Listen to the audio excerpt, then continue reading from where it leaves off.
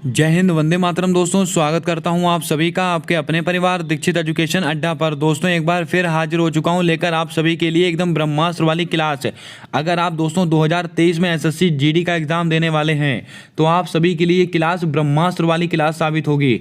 सारे सवालों को आप अपनी कॉपी के अंदर वन लाइनर नोट्स के रूप में नोट करते चलें और पूरी क्लास को अटेंड करें, तभी आप यहाँ से ऐसे सवाल सीख पाएंगे जो दोस्तों आपकी परीक्षा में सीधा छपेंगे और आपके माँ बाप के सपने को पूरा करेंगे। आइए दोस्तों, शुरू करते हैं अपनी आज की क्लास। दोस्तों, हमारा पहला सवाल कहता है कि महिला फुटबॉलर ऑफ द ईयर 2022 किसे चुना गया है। मोस्ट इंपॉर्टेंट सवाल रहेगा आपकी परीक्षा के लिए। मनीषा रामदास को चुना गया, मनीषा कल्याण को चुना गया, सुनील छेत्री को चुना गया है कि लक्ष्य सेन को चुना गया है। क्या होगा आपका सही जवाब, जल्दी से बताएं। दोस्तों, महिला फुटबॉलर ऑफ द ईयर 2022 किसको चुना गया है तो आपको नोट करके रखना है। ये दोस्तों मनीषा कल्याण को चुना गया है। आपका ऑप्शन नंबर बी बिल्कुल सही जवाब होगा। दोस्तों, बात करते हैं फुटबॉल को लेकर। अगर आपको कहा जाए कि फुटबॉल महासंघ के नए अध्यक्ष कौन बने हैं। फुटबॉल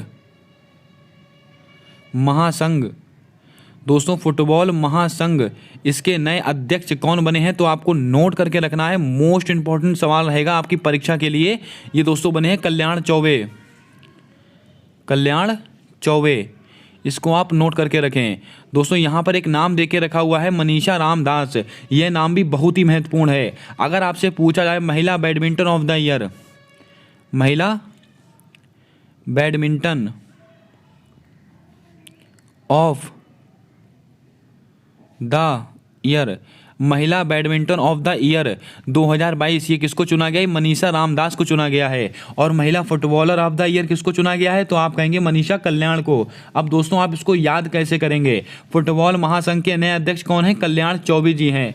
दोस्तों, फिर इसी से आप यहाँ पर नोट कर सकते हैं कल्याण चौबे, मनीषा कल्याण। इसको आप ऐसे रिलेट कर याद कर सकते हैं। दोस्तों, बात करते हैं पुरुष। अगर आपसे कहा जाए पुरुष फुटबॉलर ऑफ द ईयर, ये किसको बनाया गया, सुनील छेत्री को बनाया गया है। इसको भी आप थोड़ा ध्यान में रखें। अब दोस्तों, आप कमेंट कर बताएं कि थॉमस कप का संबंध किस खेल से है। इसका जवाब आपको कमेंट कर बताना है। आइए दोस्तों, बढ़ते हैं अपने अगले सवाल की ओर। दोस्तों, हमारा अगला सवाल कहता है कि सशस्त्र रामानुजम पुरस्कार 2022 किसे प्राप्त हुआ। नीना गुप्ता को मिला है, युंग किंग टैंग को मिला है, या डेनिस सुलेमान को मिला है कि दीपक धर को मिला है। क्या होगा आपका सही जवाब, जल्दी से बताएं। दोस्तों, सशस्त्र रामानुजम पुरस्कार 2022 ये किसको प्राप्त हुआ है तो आपको नोट करके रखना है। ये दोस्तों युंग टिंग टांग इनको मिला है। आपका ऑप्शन नंबर बी बिल्कुल सही जवाब होगा। मोस्ट इंपॉर्टेंट सवाल है आपकी परीक्षा के लिए। लेकिन दोस्तों, अगर आपसे कहा जाता कि रामानुजम पुरस्कार, केवल रामानुजम, अगर आपसे कहा जाए रामानुजम पुरस्कार ये दोस्तों किसको मिला है, ये नीना गुप्ता को मिला है। और किससे संबंधित है, मैथमेटिक्स से संबंधित है, यानी कि गणित के क्षेत्र से संबंधित है। इसको भी आप नोट करके रखें। लेकिन अगर आपसे सशस्त्र रामानुजम पुरस्कार पूछा जाए तो आपका जवाब क्या होगा, युंग टिंग टांग। आपका ऑप्शन नंबर बी बिल्कुल सही जवाब होगा। दोस्तों, डेनिस सुलेमान, इनको दोस्तों एबेल पुरस्कार द्वारा सम्मानित किया गया था। एबेल पुरस्कार, इनको दोस्तों एबेल पुरस्कार के द्वारा सम्मानित किया गया है 2022 के अंदर। और दोस्तों, एबेल पुरस्कार का संबंध किससे है, ये भी गणित से संबंधित है, यानी कि मैथमेटिक्स से संबंधित है। और दोस्तों, टोपोलॉजी के लिए दिया गया था, इसको भी आप नोट करें। दीपक धर, वेरी इंपॉर्टेंट सवाल, ये दोस्तों इनको कौन सा मिला है, बोल्ट्जमान पुरस्कार। बोल्ट्जमान पुरस्कार ये दोस्तों किसको मिला है, दीपक धर को मिला है। इसको आप नोट करें। अब दोस्तों, आप कमेंट करके बताएं कि अंतर्राष्ट्रीय बुकर पुरस्कार 2022 किसको प्राप्त हुआ है। इसका जवाब आपको कमेंट कर बताना है। आइए दोस्तों, बढ़ते हैं अपने अगले सवाल की ओर। भाइयों बहनों, हमारा अगला प्रश्न कहता है कि रेत समाधि निम्नलिखित में से किसका उपन्यास है। मोस्ट इंपॉर्टेंट सवाल है। सुभाष चंद्र बोस का है, मौलाना अबुल कलाम आजाद का है कि गीतांजलि श्री का है, या कृष्ण देवराय का है। क्या होगा आपका सही जवाब, जल्दी से बताएं। रेत समाधि ये दोस्तों किसका उपन्यास है तो मैंने आपको कई बार नोट कराया है। ये दोस्तों गीतांजलि श्री का है। आपका ऑप्शन नंबर सी बिल्कुल सही जवाब होगा। दोस्तों, मैंने अभी आपसे सवाल पूछा था कि अंतर्राष्ट्रीय बुकर पुरस्कार किसको मिला है तो आप कहेंगे गीतांजलि श्री। इनको दोस्तों कौन सा मिला है, अंतर्राष्ट्रीय बुकर पुरस्कार। अंतर्राष्ट्रीय बुकर पुरस्कार ये किसको मिला है? ये गीतांजलि श्री को मिला है, इसको आप नोट करें। मोस्ट इंपॉर्टेंट सवाल रहेगा आपकी परीक्षा के लिए। दोस्तों नेताजी सुभाष चंद्र बोस, इनको दोस्तों क्या है इससे संबंधित, इन्होंने इनकी एक पुस्तक है इंडियन स्ट्रगल, इंडियन स्ट्रगल, ये किसकी पुस्तक है? तो आप कहेंगे नेताजी सुभाष चंद्र बोस की पुस्तक है। मौलाना अबुल कलाम आज़ाद, इनकी दोस्तों कौन सी पुस्तक है? जल्दी से कमेंट में छाप कर बताएं, बहुत ही फेमस पुस्तक है इनकी, जल्दी से इसका जवाब आपको कमेंट कर कर बताना है। कृष्ण देव राय, इनका दोस्तों एक ग्रंथ है आमुक्त माल्यदा, कौन सा दोस्तों?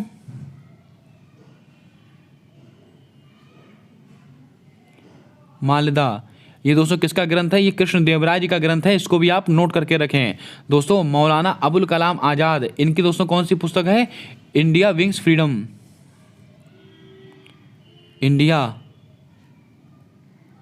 विंग्स फ्रीडम, ये दोस्तों किसकी पुस्तक है? तो आप कहेंगे मौलाना अबुल कलाम आज़ाद। ये सारे सवाल मोस्ट इंपॉर्टेंट रहेंगे आपकी परीक्षा के लिए। आइए दोस्तों बढ़ते हैं अपने अगले सवाल की ओर। भाई बहनों हमारा अगला प्रश्न कहता है कि not just a night watchman निम्नलिखित में से किसकी पुस्तक है? हरीश मेहता की है, विनोद राय की, आलोक चक्रवाल की, इनमें से कोई नहीं। क्या होगा आपका सही जवाब? जल्दी से बताएं। दोस्तों not just a night watchman निम्नलिखित में से किसकी पुस्तक है? तो आपको नोट करके रखना है, ये विनोद राय की पुस्तक है। आपका ऑप्शन नंबर बी बिल्कुल राइट जवाब होगा। इसके ऊपर आप वेरी इंपॉर्टेंट डाल के रखेंगे, मोस्ट इंपॉर्टेंट सवाल रहेगा आपकी परीक्षा के लिए। Not just a night watchman किसकी पुस्तक है? विनोद राय की पुस्तक है। अब दोस्तों ऑप्शन में दो नाम देखे रखें, हरीश मेहता और आलोक चक्रवाल, इनकी भी पुस्तकें आप नोट कीजिएगा। Harish Mehta the Maverick effect, the Maverick effect, the Maverick effect, ये किसकी पुस्तक है? ये हरीश मेहता की पुस्तक है। दोस्तों आलोक चक्रवाल बिरसा मुंडा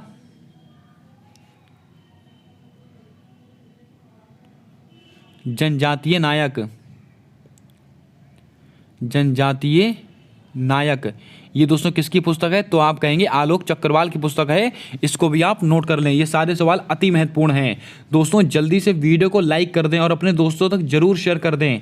अगर आप चैनल पर नए हो तो चैनल को सब्सक्राइब करके बेल वाला आइकन ध्यान से दबा दें, क्योंकि आने वाली सारी वीडियोज़ के अपडेट आप तक आसानी से पहुँचते रहेंगे। और दोस्तों क्लास को पूरा अटेंड कीजिएगा, ऐसे ऐसे सवाल लेकर आया हूँ जो सीधा आपके पेपर में छपने वाले हैं। आइए दोस्तों बढ़ते हैं अपने अगले सवाल की ओर। भाई बहनों हमारा अगला प्रश्न कहता है कि भारत का महान्यायवादी किसे नियुक्त किया गया है? अजय कुमार भल्ला को किया गया है, विनय मोहन क्वात्रा को किया गया, आर वेंकट रमणी को किया गया, अजय कुमार सूद को किया गया है।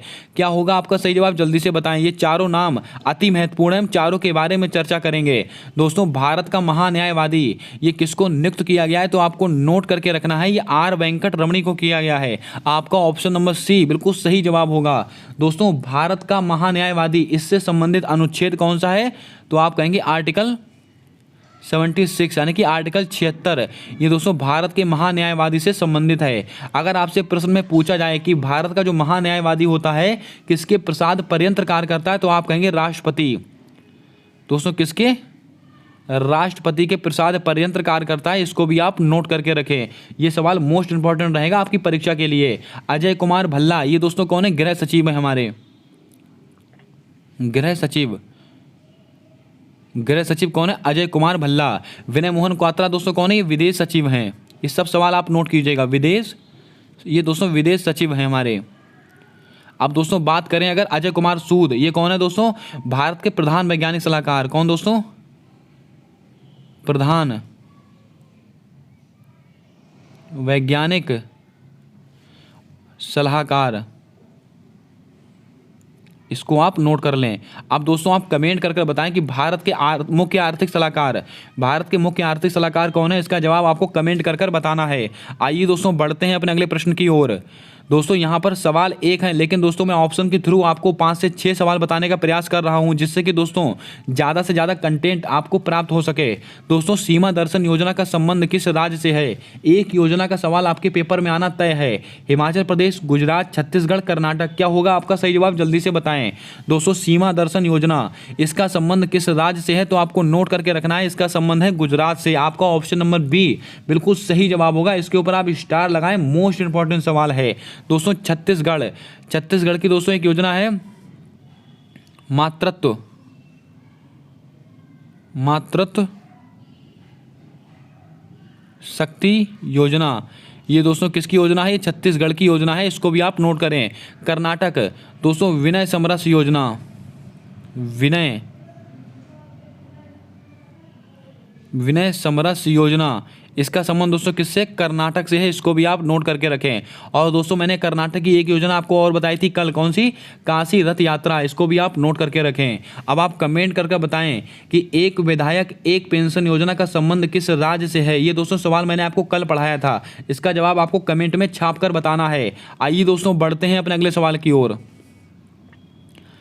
भाई बहनों, हमारा अगला प्रश्न कहता है कि नॉलेज पोर्टल का शुभारंभ किसके द्वारा किया गया? नीति आयोग, शिक्षा मंत्रालय, खादी ग्रामोद्योग आयोग या बाल विकास मंत्रालय? क्या होगा आपका सही जवाब? जल्दी से बताएं। नॉलेज पोर्टल, इसका शुभारंभ किसके द्वारा किया गया है? तो आपको नोट करके रखना है, ये दोस्तों किया गया है खादी ग्रामोद्योग आयोग, यानी कि दोस्तों KVIC, इसके द्वारा किया गया है। और दोस्तों KVIC इसका अधिनियम कई बार परीक्षा में पूछा जाता है, यानी कि इसका दोस्तों अधिनियम कब का है? 1956 का अधिनियम है। किसका? KVIC का, इसको आप नोट करें। नॉलेज पोर्टल का शुभारंभ किसके द्वारा किया गया है? खादी ग्रामोद्योग आयोग, और इसका अधिनियम कब का? 1956। और दोस्तों इसके हेड कौन बने? विनीत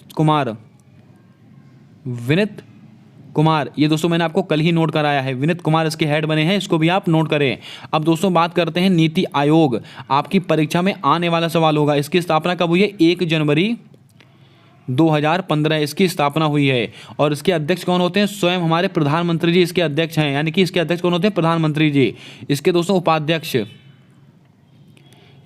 उपाध्यक्ष कौन है? ये दोस्तों आप कमेंट में छाप कर बताएंगे। और दोस्तों इसके CEO, इसको आप नोट करें, ये दोस्तों कौन है? परमेश्वर अय्यर जी हैं, परमेश्वर अय्यर, ये दोस्तों इसके कौन है? CEO हैं, इसको भी आप नोट करें।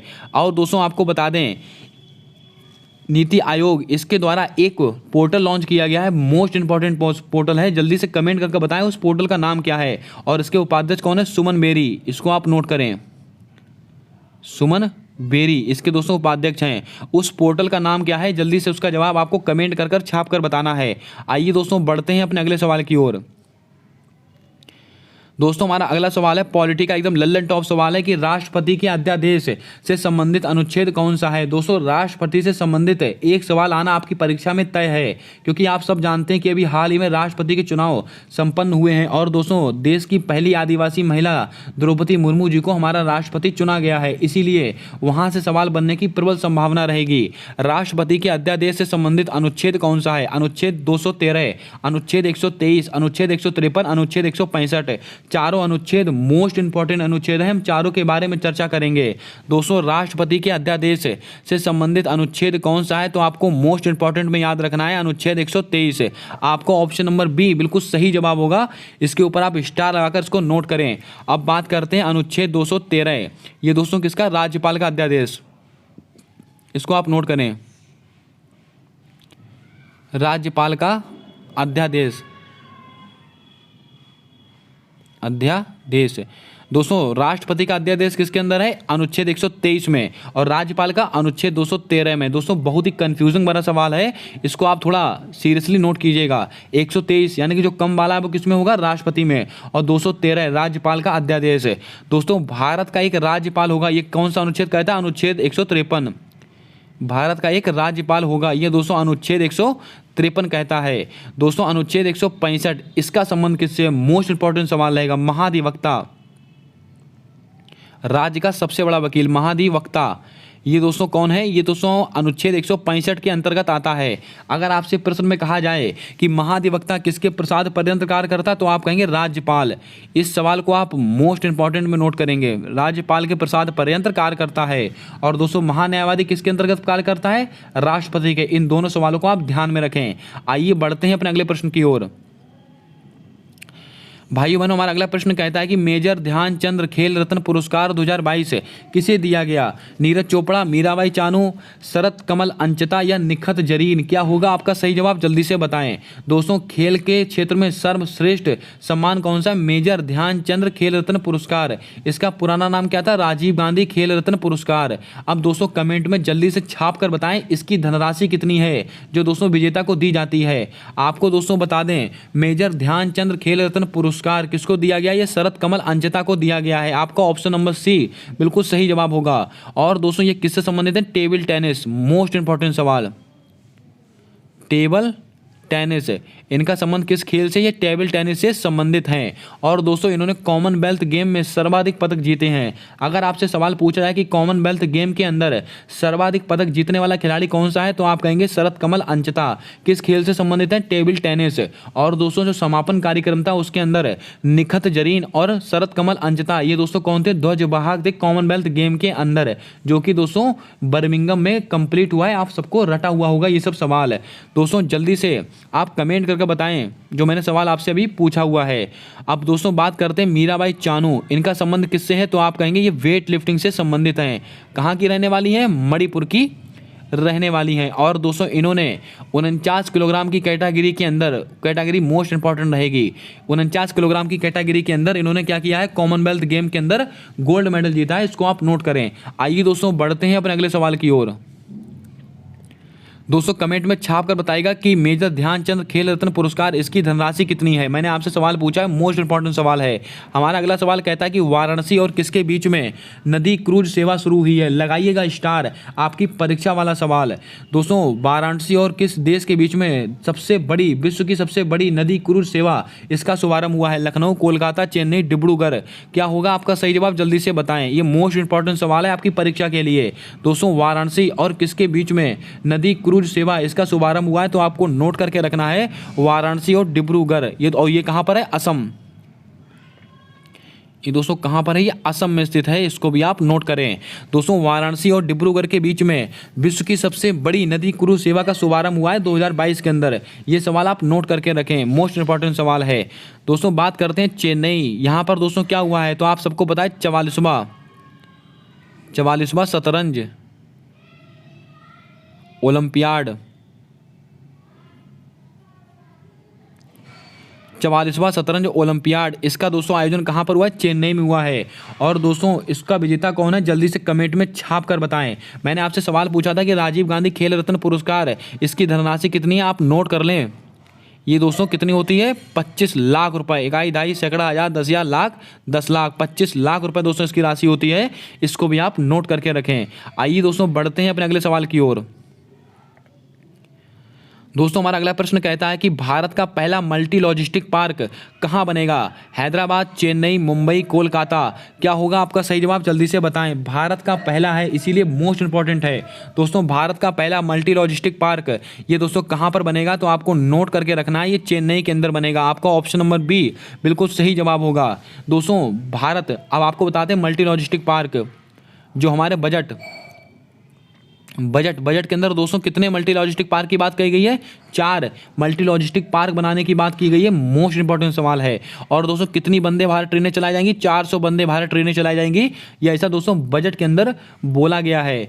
दोस्तों आप एक चीज नोट करके रखिएगा, पीएम डिवाइन। दोस्तों पीएम डिवाइन योजना, इसका संबंध किससे है? तो आप कहेंगे दोस्तों नॉर्थ ईस्ट, यानी कि नॉर्थ ईस्ट, उत्तर पूर्वी भारत के विकास से संबंधित है। इसको भी आप नोट कर लें, ये सवाल मोस्ट इंपॉर्टेंट है। आइए दोस्तों बढ़ते हैं अपने अगले सवाल की ओर।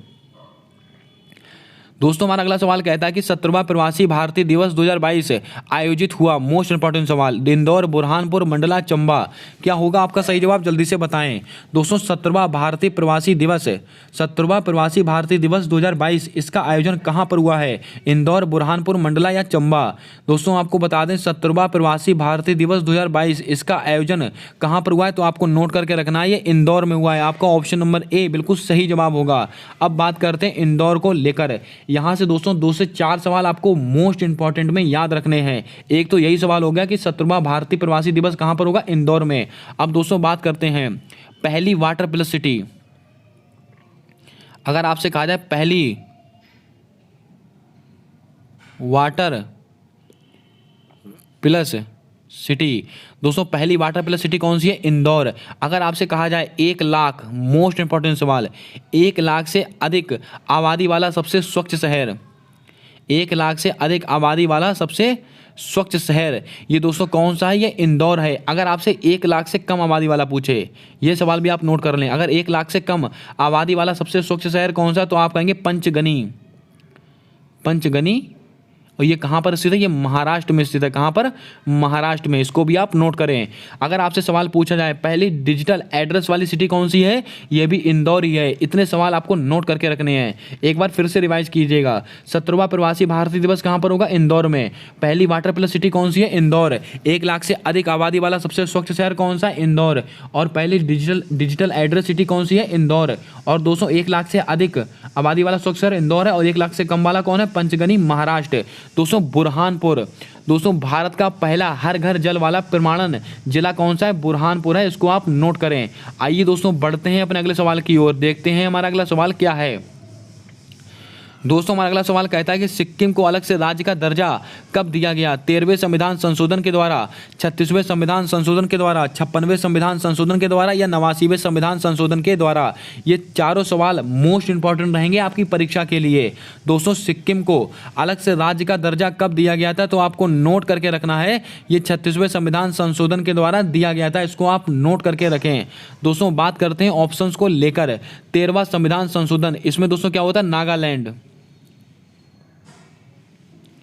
नागालैंड, दोस्तों नागालैंड को अलग से राज्य का दर्जा कब दिया गया था, 13वें संविधान संशोधन के द्वारा। 56वां संविधान संशोधन, ये मोस्ट इंपॉर्टेंट है। ये कब का है, 1987 का है। कौन सा, 56वां संविधान संशोधन है। इसको दोस्तों क्या हुआ था, गोवा को अलग से राज्य का दर्जा कब दिया गया था, 56वें संविधान संशोधन के द्वारा, जो कि 1987 में हुआ था। दोस्तों गोवा को अलग से राज्य का दर्जा 1987 में दिया गया, लेकिन गोवा को 1961 में पुर्तगाल। दोस्तों अगर आपसे प्रश्न में पूछा जाए कि गोवा को पुर्तगाल से कब आज़ाद कराया गया था, ऑपरेशन विजय के तहत 1961 में। इसको आप नोट करें। 89वां संविधान संशोधन कब का है, ये 2003 का है। इसको भी आप नोट करें। किससे संबंधित है, ये दोस्तों ST/SC से संबंधित है। इसको भी आप नोट कर लें। उम्मीद करता हूँ आपने सारे प्रश्नों को अच्छे से नोट कर लिया होगा। आइए दोस्तों बढ़ते हैं अपने अगले सवाल की ओर। दोस्तों हमारा अगला सवाल कहता है कि विश्व एथलेटिक चैंपियनशिप 2022 में गोल्ड विजेता कौन रहा है। मोस्ट इंपॉर्टेंट सवाल रहेगा आपकी परीक्षा के लिए। नीरज चोपड़ा बने हैं, एंडरसन बने हैं, विक्टर एक्सेल्सन बने हैं, कि लक्ष्य सेन बने हैं। क्या होगा आपका सही जवाब, जल्दी से बताएं। विश्व एथलेटिक चैंपियनशिप हमारे लिए मोस्ट इंपॉर्टेंट सवाल है। दोस्तों इसके अंदर गोल्ड विजेता कौन है, तो आपको नोट करके रखना है, ये एंडरसन। आपका ऑप्शन नंबर बी बिल्कुल सही जवाब होगा। दोस्तों पहली बार ऐसा हुआ है कि किसी भारतीय ने इस प्रतियोगिता के अंदर भाग लिया है और कोई मेडल जीता है। दोस्तों नीरज चोपड़ा, इन्होंने दोस्तों भारत की तरफ से कौन सा पदक जीता, रजत पदक, यानी कि सिल्वर मेडल, रजत पदक।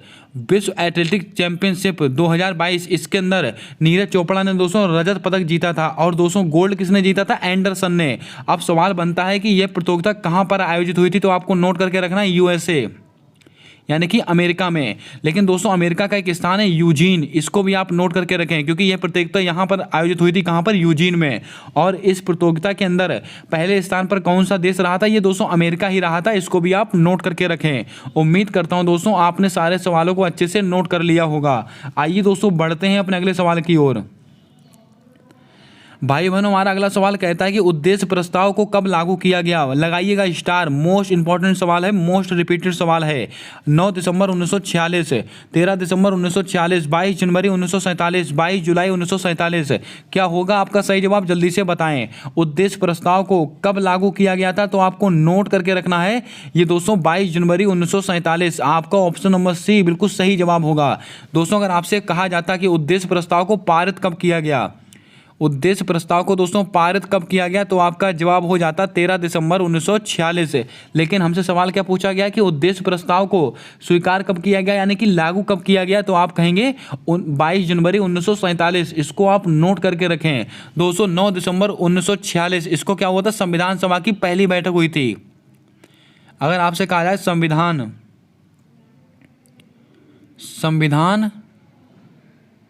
सभा की फर्स्ट बैठक दोस्तों कब हुई थी, तो आप कहेंगे 9 दिसंबर 1946 को। अगर आपसे कहा जाए 22 जुलाई 1947, इसको क्या हुआ था दोस्तों, हमारा जो राष्ट्रीय ध्वज है, हमारा राष्ट्रीय ध्वज, इसको अपनाया गया था।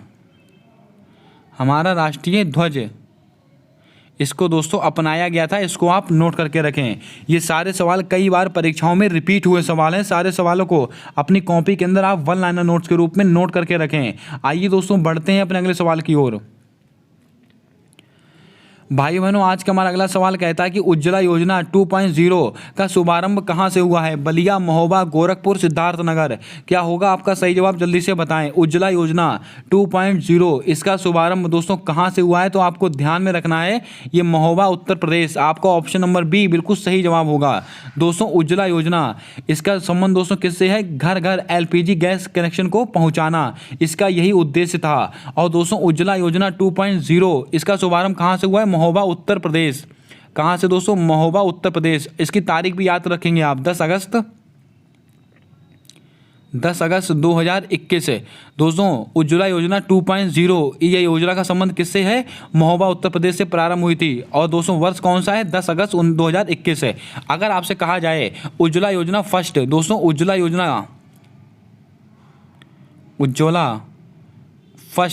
उज्ज्वला योजना फर्स्ट इसका शुभारंभ कहाँ से हुआ था? बलिया उत्तर प्रदेश से। कब हुआ था? 1 मई 2016। इसको भी आप नोट करें, ये दोनों तारीखें आप नोट करके रखें। मोस्ट इंपॉर्टेंट सवाल रहेगा आपकी परीक्षा के लिए। दोस्तों उत्तर प्रदेश के गोरखपुर, इसको दोस्तों कौन सा? टेराकोटा इसका दोस्तों जीआई टैग दिया गया है। टेराकोटा का जीआई टैग किसको मिला है? गोरखपुर को मिला है। इसको भी आप थोड़ा ध्यान में रखें, यह सवाल भी कई बार परीक्षा में पूछा गया प्रश्न है। आइए दोस्तों बढ़ते हैं अपने अगले सवाल की ओर। भाई बहनों, आज का हमारा अगला और अति महत्वपूर्ण सवाल कहता है कि पॉकेट वीटो का उपयोग करने वाले भारत के पहले राष्ट्रपति कौन थे? लगाइएगा स्टार, आपकी परीक्षा में आने वाला सवाल होगा। जल्दी से बताएं आपका सही जवाब क्या होगा? डॉक्टर राजेंद्र प्रसाद, ज्ञानी जैल सिंह, यशवंत सिन्हा या नीलम संजीव रेड्डी। क्या होगा आपका सही जवाब? जल्दी से बताएं। दोस्तों पॉकेट वीटो इसका इस्तेमाल करने वाले पहले राष्ट्रपति कौन थे? तो आपको नोट करके रखना है, ज्ञानी जैल सिंह। आपका ऑप्शन नंबर बी बिल्कुल सही जवाब होगा। इसके ऊपर आप स्टार लगाकर इसको नोट करें। दोस्तों ऐसे राष्ट्रपति थे जिन्होंने पहली बार मतलब पॉकेट वीटो का इस्तेमाल किया था। अब बात करते हैं ऑप्शंस को लेकर। नीलम संजीव रेड्डी, ये दोस्तों कौन है? ये दोस्तों भारत के फर्स्ट निर्विरोध दोस्तों भारत के पहले निर्विरोध राष्ट्रपति, यानी कि दोस्तों ऐसे कौन से राष्ट्रपति हैं आपसे पूछा जाएगा जो निर्विरोध चुने गए थे पहली बार? कौन थे? डॉक्टर नीलम संजीव रेड्डी, इसको आप नोट करें।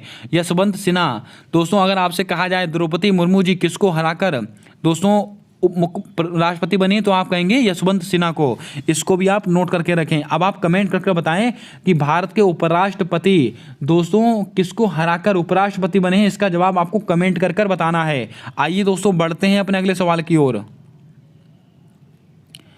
भाइयों बहनों, आज का हमारा अगला सवाल कहता है कि मैटूर बांध किस नदी पर स्थित है? कावेरी नदी, कृष्णा नदी, नर्मदा नदी, पेरियार नदी। क्या होगा आपका सही जवाब? जल्दी से बताएं। चारों नदियां, 4 बांध मैं आपको मोस्ट इंपॉर्टेंट बताने वाला हूं। मैटूर बांध ये किस नदी पर स्थित है? तो आपको नोट कर लेना है, ये दोस्तों कावेरी नदी पर स्थित है। आपका ऑप्शन नंबर ए बिल्कुल सही जवाब होगा, बिल्कुल परफेक्ट जवाब होगा। आइए दोस्तों ऑप्शंस को लेकर बातें करते हैं। कृष्णा नदी, इस पर दोस्तों कौन सा बांध स्थित है? अलमाटी बांध ये किस नदी पर स्थित है? ये दोस्तों कृष्णा नदी पर स्थित है। इसके अलावा नर्मदा नदी, इस पर दोस्तों सरदार सरोवर बांध, मोस्ट इंपॉर्टेंट सवाल, सरदार सरोवर बांध। और दोस्तों एक है ओंकारेश्वर बांध, इसी पर स्थित है, ये भी आप नोट करें। ओंकारेश्वर बांध ये सब दोस्तों किस पर? ये नर्मदा नदी पर स्थित है, इसको भी आप नोट करें। पेरियार नदी दोस्तों इडुक्की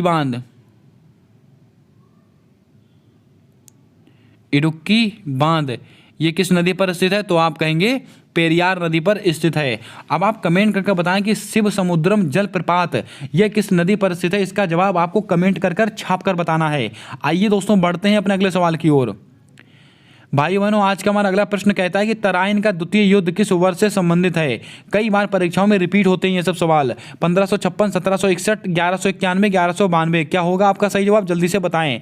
तराइन का द्वितीय युद्ध का संबंध किस वर्ष से है? तो आपको नोट करके रखना है, ये दोस्तों हुआ था 1192 में। आपका ऑप्शन नंबर डी बिल्कुल सही जवाब होगा।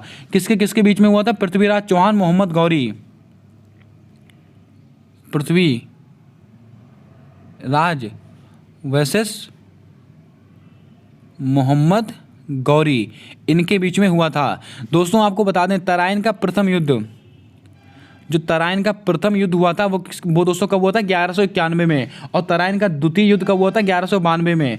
जो प्रथम युद्ध था उसके अंदर पृथ्वीराज चौहान की विजय हुई थी और मोहम्मद गौरी की हार हुई थी। लेकिन दोस्तों जो द्वितीय युद्ध था उसमें दोस्तों पृथ्वीराज चौहान की हार हुई थी, मोहम्मद गौरी की विजय हुई थी। इसको आप नोट करें, कई बार परीक्षाओं में ऐसे भी सवाल घुमाकर पूछ लेता है। दोस्तों 1556 इसमें क्या हुआ था,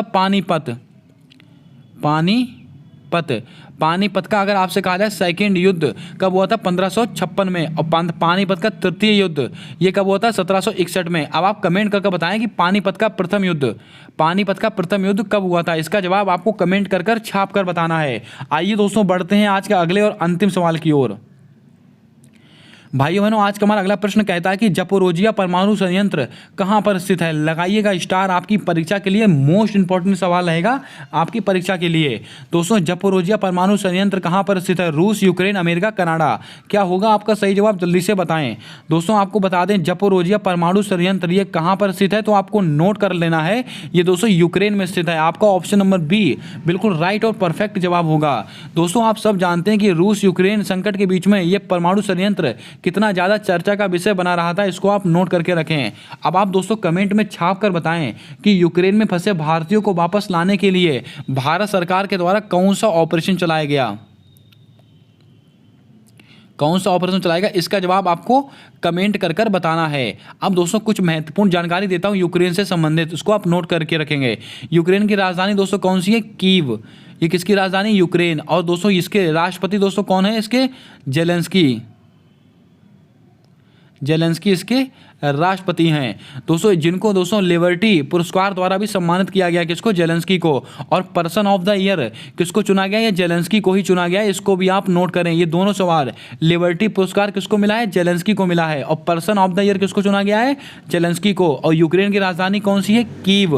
और ऑपरेशन दोस्तों नोट करके बताएं जल्दी से कमेंट करके कि किस ऑपरेशन के द्वारा अपने यूक्रेन में फंसे भारतीयों को भारत में वापस लाया गया। और जपोरोजिया परमाणु संयंत्र कहाँ पर स्थित है, ये दोस्तों यूक्रेन में स्थित है, इसको भी आप नोट करके रखें। दोस्तों अमेरिका और कनाडा, इसको कौन सी डिग्री चैनल अलग करता है, 49 डिग्री चैनल। अगर आपसे कहा जाए कि 49 डिग्री अक्षांश किसको किसको अलग करते हैं, अमेरिका को कनाडा से अलग करते हैं। और दोस्तों आप कमेंट करके बताएंगे कि ऑपरेशन कौन सा था, इसका जवाब आपको कमेंट कर देना है। कैसी लगी आज की क्लास, कैसे लगे आज के सवाल, इसका दोस्तों जवाब आप कमेंट कर जरूर बताइएगा। अगर आपको क्लास पसंद आई हो तो जल्दी से क्लास को लाइक कर दें और अपने दोस्तों तक जरूर शेयर कर दें। और दोस्तों इन 20 सवालों में से आपको कितने सवाल सही पता थे, अपना स्कोर भी कमेंट बॉक्स में जरूर बताएं, क्योंकि दोस्तों आपकी जवाब ही हमारे लिए मोटिवेशन का कार्य करता है। ये सब सवाल मोस्ट इंपॉर्टेंट सवाल हैं। सारे सवालों को आप अपनी कॉपी के अंदर वन लाइनर नोट्स के रूप में नोट करके रखें और एग्जाम से पहले इन सवालों का रिवीजन करके जाएं। यकीन मानिए दोस्तों 35 से 40 नंबर का दोस्तों कंटेंट आपका यहीं से फंसने वाला है। मिलते हैं आने वाली अगली वीडियो में एक नई क्लास के साथ, नए सवालों के साथ। तब तक के लिए जय हिंद, जय भारत दोस्तों, अपना सपोर्ट बनाकर रखें।